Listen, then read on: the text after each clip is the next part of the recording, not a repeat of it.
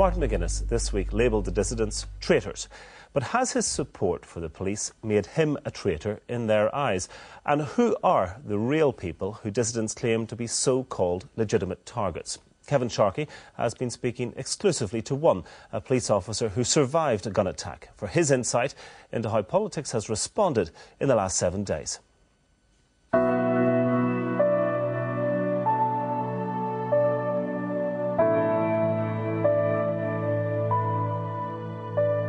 Images around the world during the week. Northern Ireland, 2009. Dissidents dealing in death. People power back on the streets. Party politics, standing up for and beside the police, never more united. Dissidents tried to kill police officers 21 times over the last year and a half. Each time they failed, but they left 7 officers seriously injured.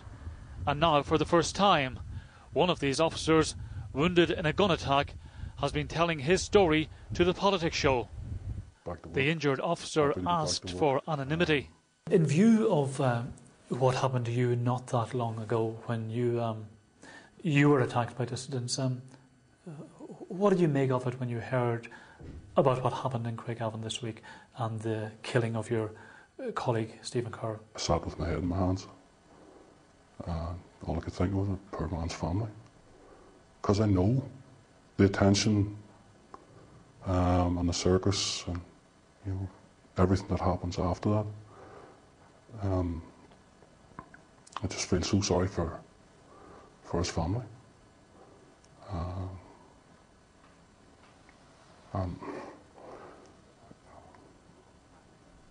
It's difficult. Causing serious injuries to officers like this left the dissident campaign falling short. They wanted to kill. And last Saturday night, they changed their target. It was a surprise they turned their guns on the army. A bigger surprise, it happened in Antrim. 2 soldiers dead, 2 of their colleagues injured, along with 2 pizza delivery men. And 2 nights later, the dissidents went after the police again. And this time, Constable Stephen Carroll became the first member of the PSNI since its formation to fall in the line of duty. That it happened in Craigavon surprised no one. For some time now, in places like the sprawling Drumbeg estate, a dissident route has been trying hard to run. This is the street where Constable Stephen Carroll was shot dead. The shots fired from the embankment at the back. And here on the main road, 2 very different reactions to his killing. Down here, flowers laid in tribute. Up here, bins set on fire in a bid to disrupt traffic on this main road and to disrupt community life. Dissident Republicans to blame. Before, when the rioting there was in November, there was, I don't know, many was rioting, maybe 40, 50, 60. There was big numbers. There was only about 10 or 12 who burnt a few bins. Hopefully, maybe some of them have realised the seriousness of this, that they've actually, unfortunately, a policeman has been killed. This is serious business here. Beyond Craigavon, loyalists have been watching and listening to Martin McGuinness. I think it was extremely powerful.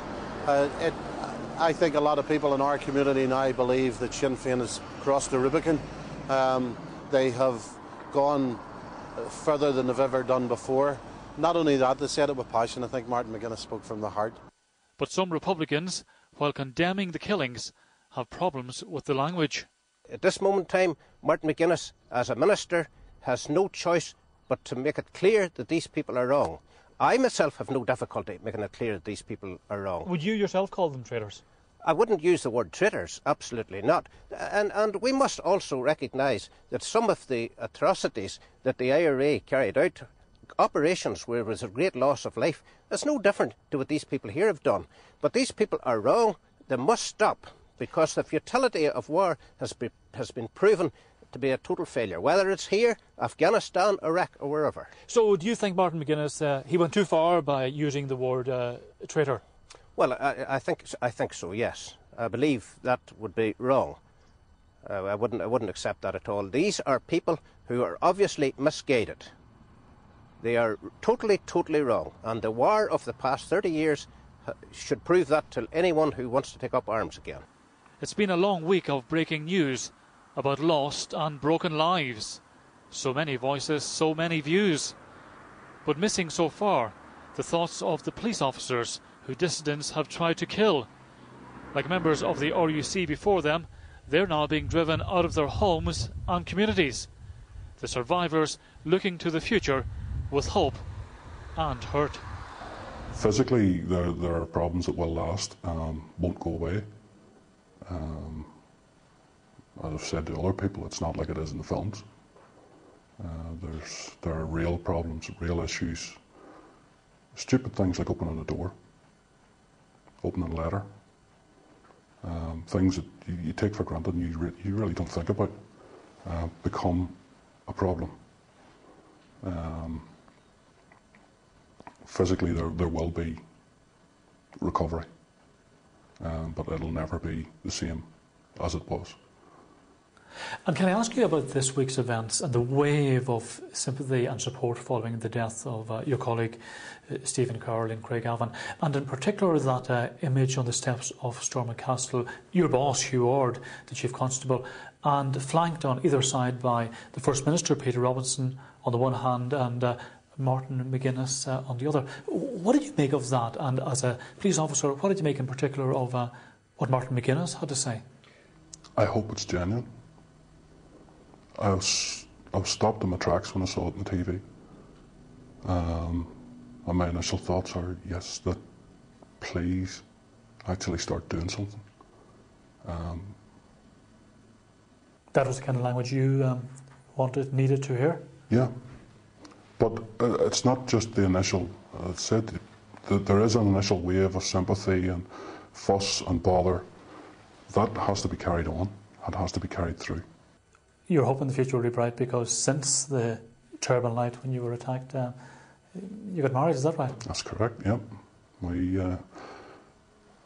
Our lives, as I said, our lives were turned upside down, and we thought, no, we're not going to be beaten. And we're the best day of our lives. And hopefully we get the rest of our lives to enjoy it.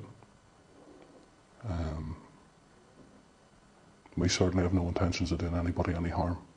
And would like the same luxury afforded to us.